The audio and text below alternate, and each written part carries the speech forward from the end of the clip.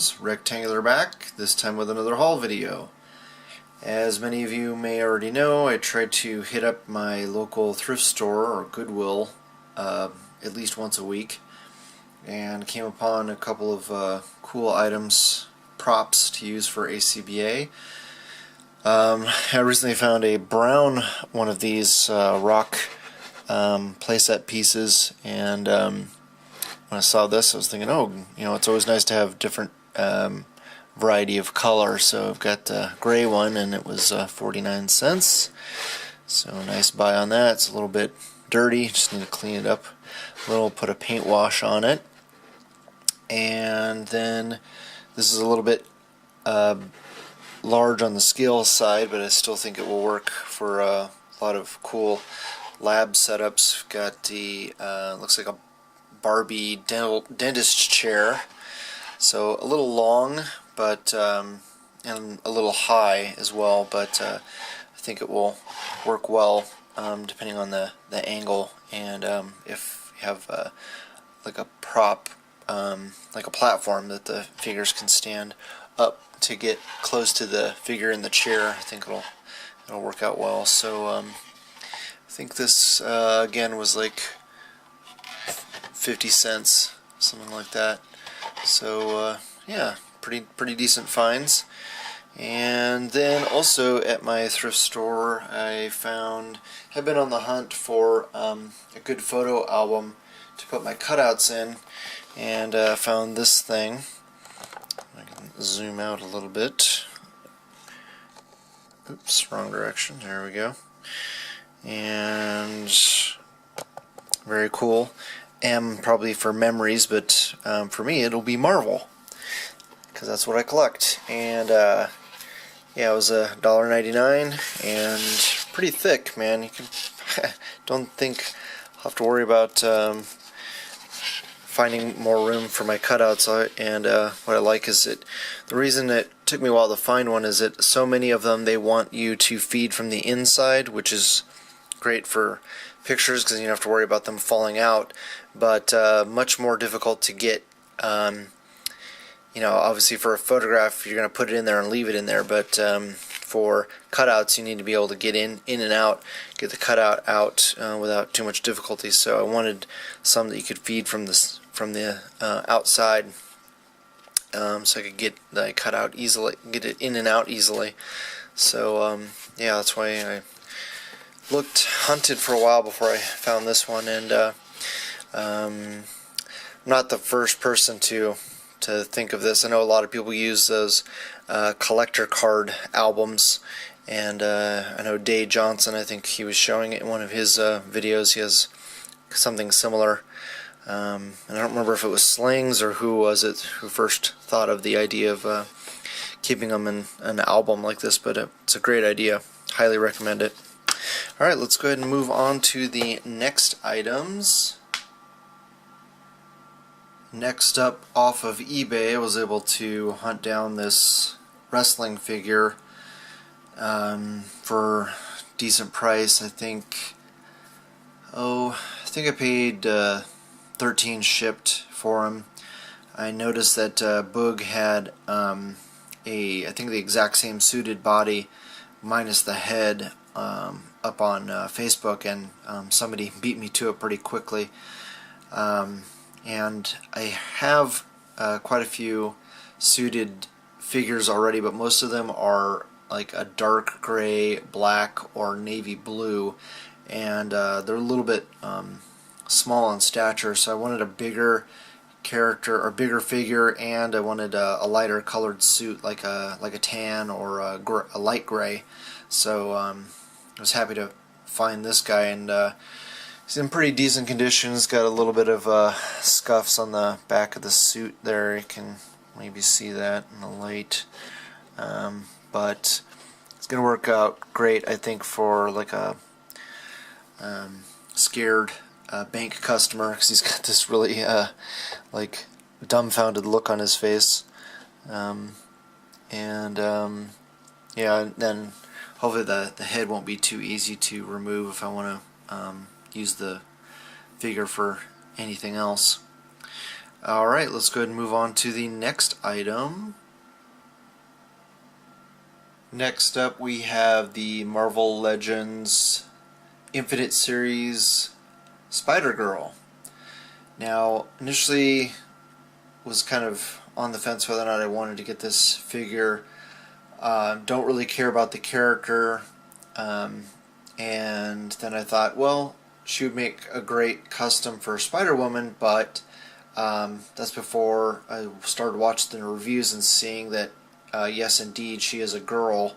She's a much smaller statured character or figure, so really wouldn't work that well as a Spider-Woman for the, let's see, the black-suited Spider-Woman who was in West Coast Avengers.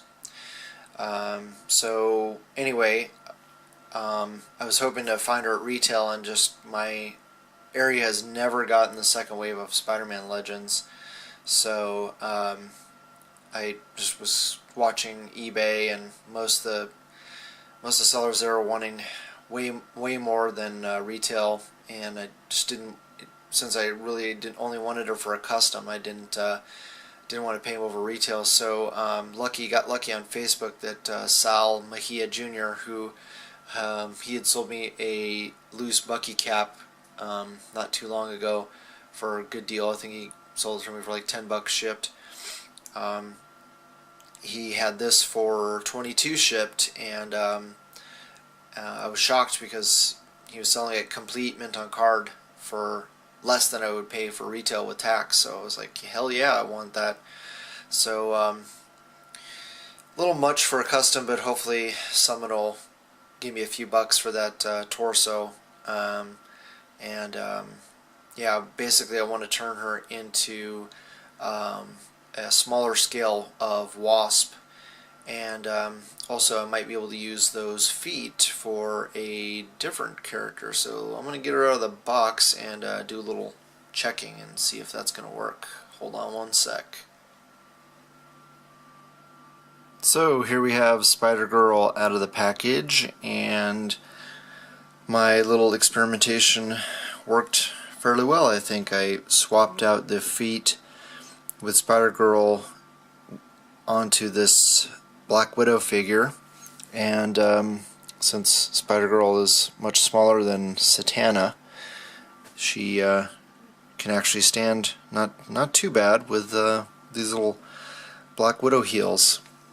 And I think these feet look much better than the bigger feet that Satana comes with.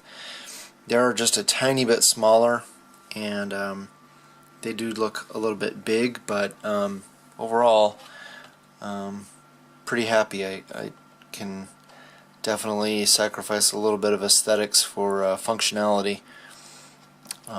Wish that they had just given us feet like this to begin with. But yeah, I think it's going to work out well, especially since I don't need a Spider-Girl figure. So Wasp tends to wear heels anyway. At least that's how they designed her on the Toy Biz version. So yeah, it'll be a nice custom, I think. Don't know what I'll end up using that head for. Maybe swap it out with the black suited Spider-Woman that we have. God, can't even remember her name. I want to say it's Carpenter, but anyway, let's go ahead and check out the next items.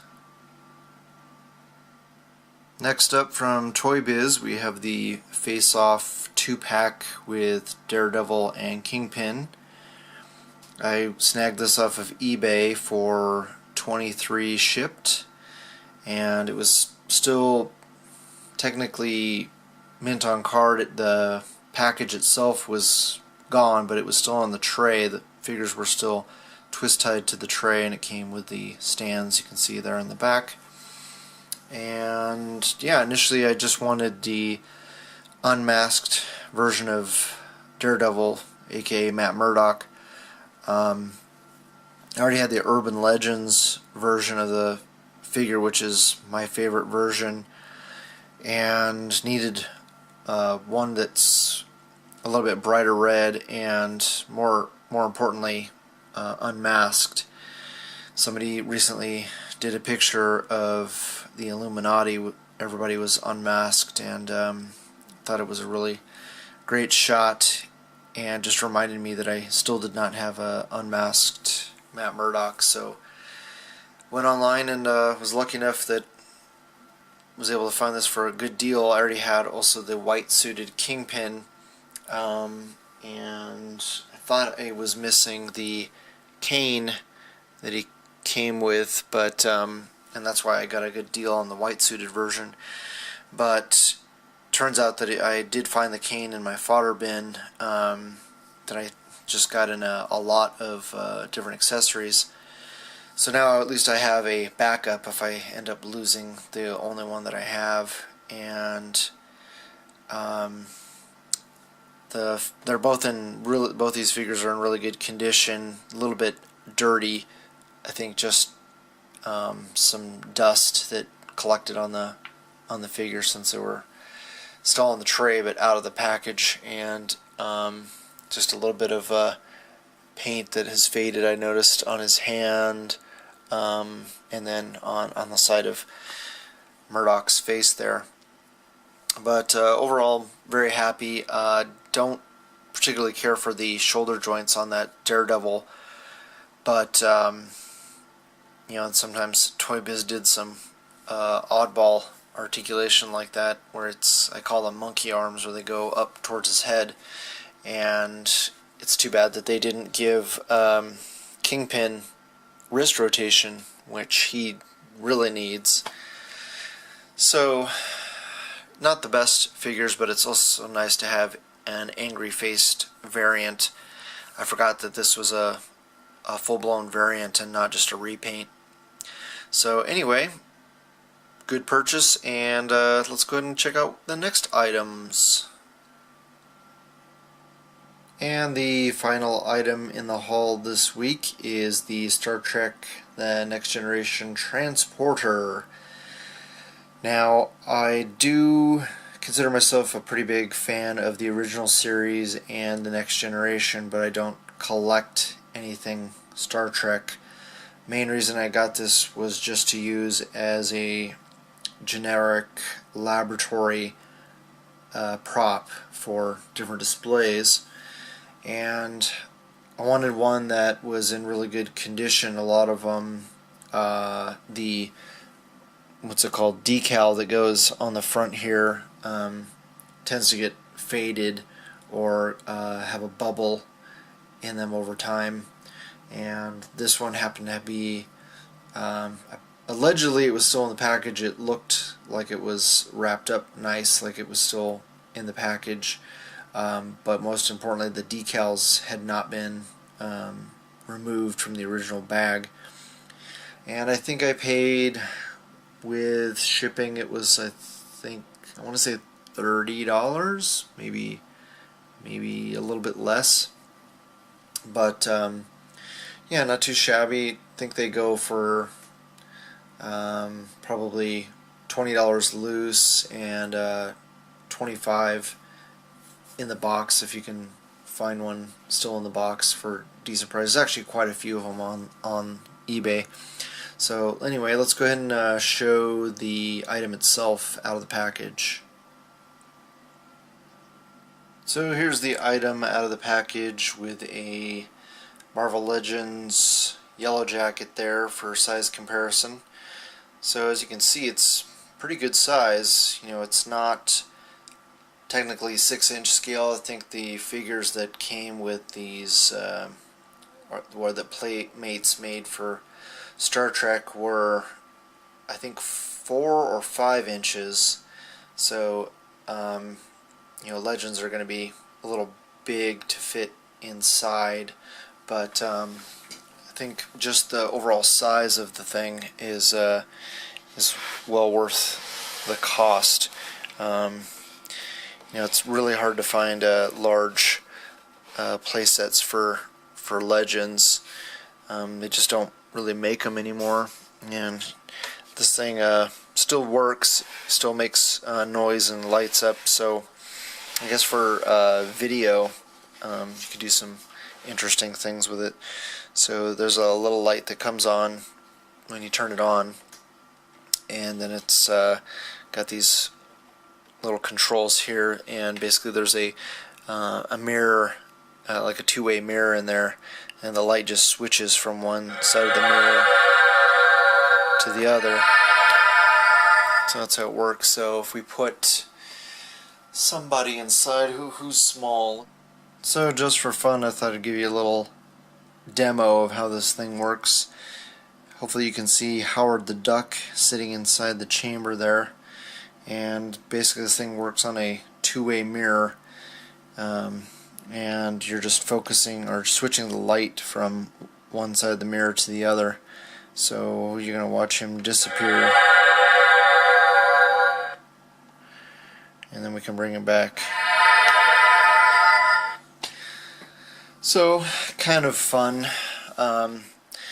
Only major complaint about this thing is that you can see all the scuff marks on the front there that should not be there if this thing was still in the package, like it was, it had a plastic bag, it was sealed inside a bag, it looked like it was from the factory. But yeah, I don't know what happened, but maybe I'll end up trying to replace that plastic door. Probably going to be more trouble than it's worth, but anyway, and this door doesn't stay closed very well. I'll have to maybe put some masking tape on it to keep it shut. But anyway, thought it was a pretty cool little prop for different lab displays.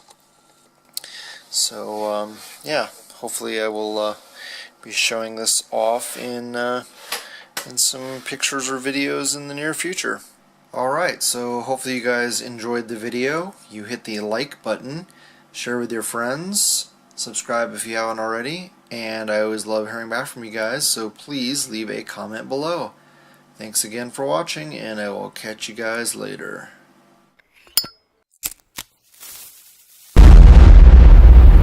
That's crispy.